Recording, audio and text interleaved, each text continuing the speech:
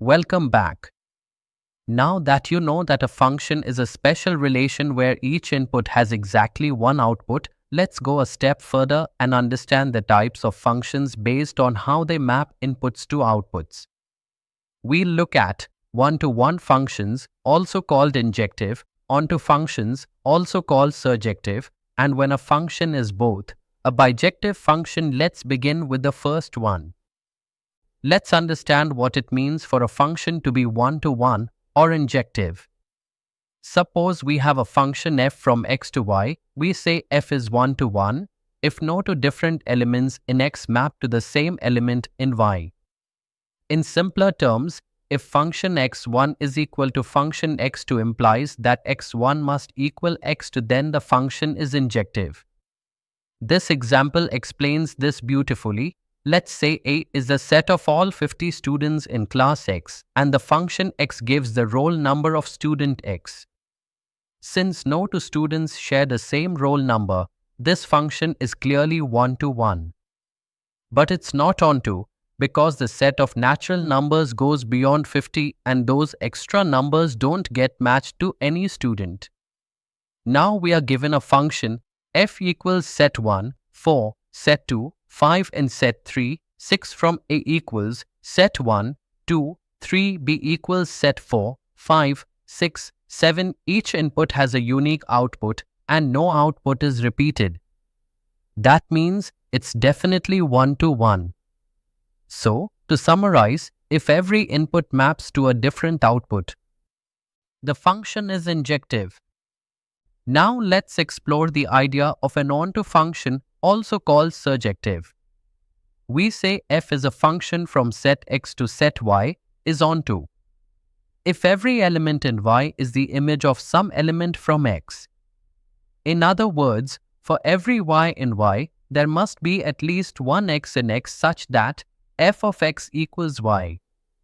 A good way to think about it is the entire codomain y being used by the function? Let's look at example. We are given a function f from n to n, defined like this. F of 1 is 1. F of 2 is 1. F of x is x minus 1 for x is greater than 2. Now observe, this function is not 1 to 1 because f of 1 equals to f of 2, two inputs giving the same output. But is it onto? Yes. Because for every natural number y, we can find at least one x such that f of x equals y. So, even though it fails the 1-1 test, it passes the onto condition and that makes it surjective. When a function is both 1 to 1 and onto, it is called a bijective function. Every input mapped to a unique output.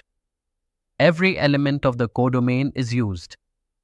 This is the most ideal kind of function, a perfect pairing between the sets. Example, the function f of x equals to x defined from R to R, real numbers to real numbers. Let's test it. Is it 1 to 1? Yes. If 2, x1 equals 2, x2 then clearly x1 equals x2. Is it onto? Also yes. For any y in R, we can write y equals to x, which means x equals y by 2, and since y is real, x equals to y by 2 is also real. So, f is both 1 to 1 and onto, that means f is bijective. Now look at exercise. The function is defined as f of ab equals ba from a multiply b to b multiply a. In simple terms, it just switches the positions of the pair. Every input gives a unique output 1 to 1. Every output has a matching input onto. So again, this function is bijective. Here's something really important to understand. The rules for one-to-one and onto functions change depending on whether the set is finite or infinite. For finite sets, if f is a function from set x to set x is 1 to 1, then it's automatically onto 2. If it's onto, then all inputs must be uniquely mapped, making it 1 to 1. But this logic doesn't work for infinite sets. Let's take an example. Take the function f of x equals 2x from n to n, natural numbers to natural numbers. It's clearly 1 to 1 because no two values of x will give the same output. But it's not onto because odd numbers like 1, 3, 5 can never be reached by doubling. So remember, in finite sets, there's a special relationship between 1 to 1 and onto functions. In infinite sets, they're not the same. You have to check both separately. Let's think of a function like a classroom with students and chairs. 1 to 1 means no two students have the same roll number. In other words, every student is uniquely identified, no duplicates. Onto means every chair in the room is occupied. There's no empty seat, every spot is being used.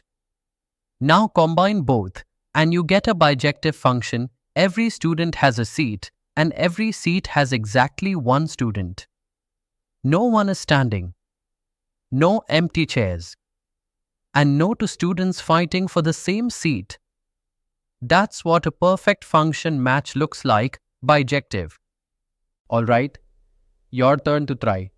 Let's take the function x equals x square, defined from n to n. Natural numbers to natural numbers. Let's break it down. Is it 1, 1?